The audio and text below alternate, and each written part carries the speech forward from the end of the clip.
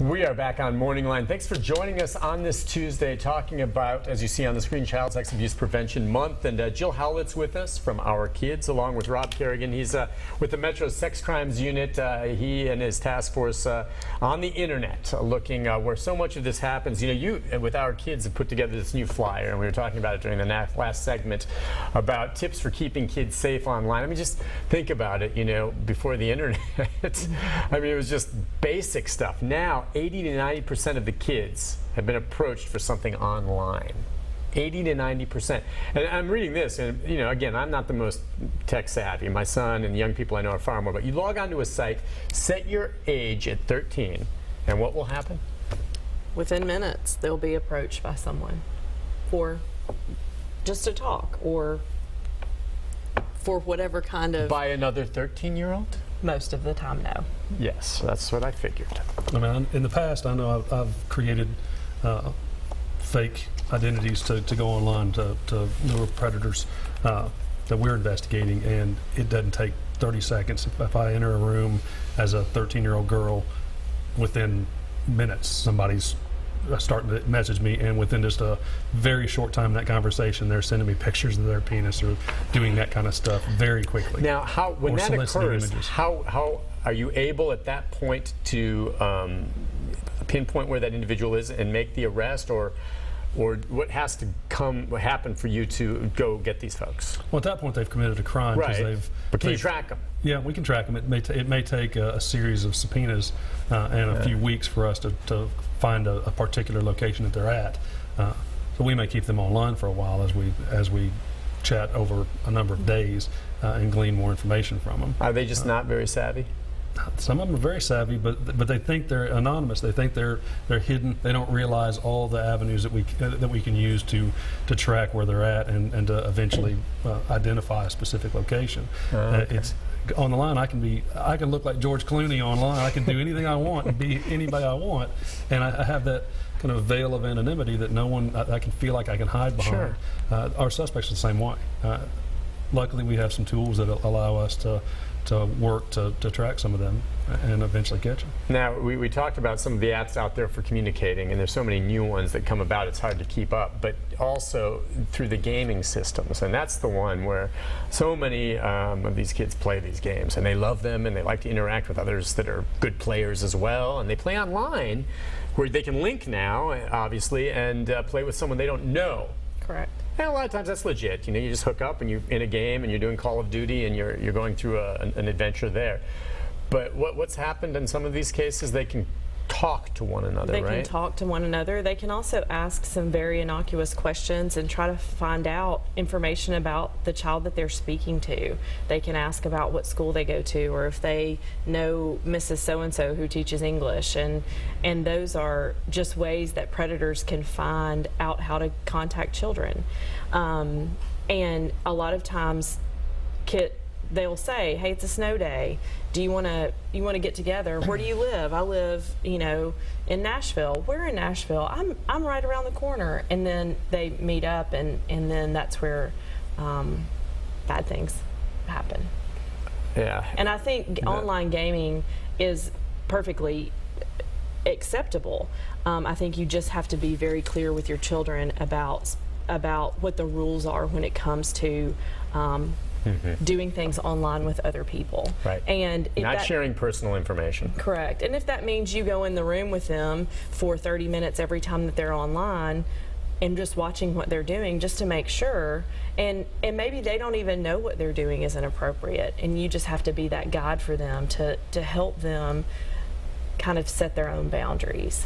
So is there then a profile to some degree, and I imagine there's all types of victims obviously, but is there a profile of the type of child that may be more susceptible to this? And what I'm thinking is maybe one without much parental interaction for whatever reason, maybe one who's just more of a loner, or maybe a kid who doesn't have many friends, or I don't know, I'm just wondering, is there a profile for a child that may be more easily susceptible to these types of overtures from these folks?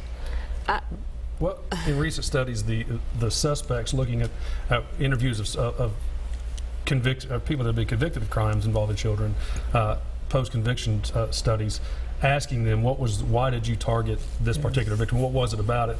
And the main things that they look at are availability and access.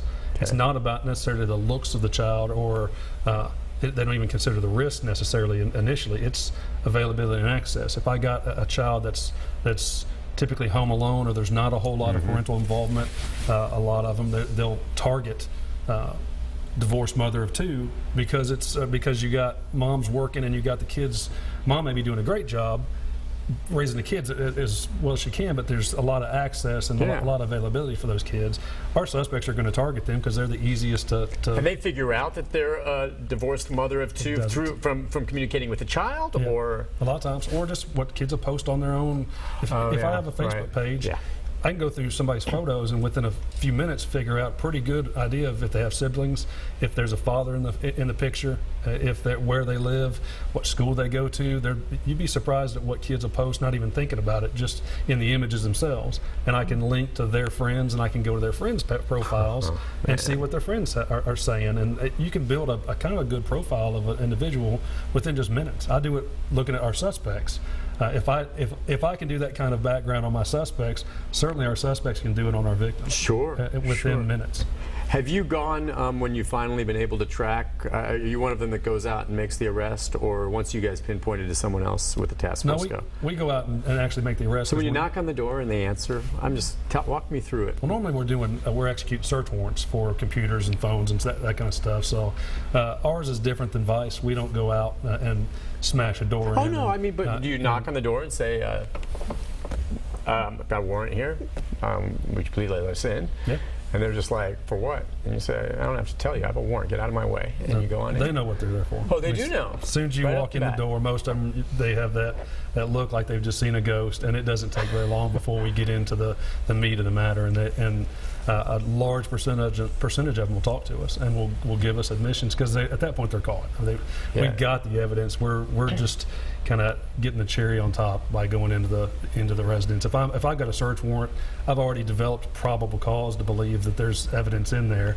Odds are I probably got enough for an arrest warrant at that point, very very often, or pretty close to it.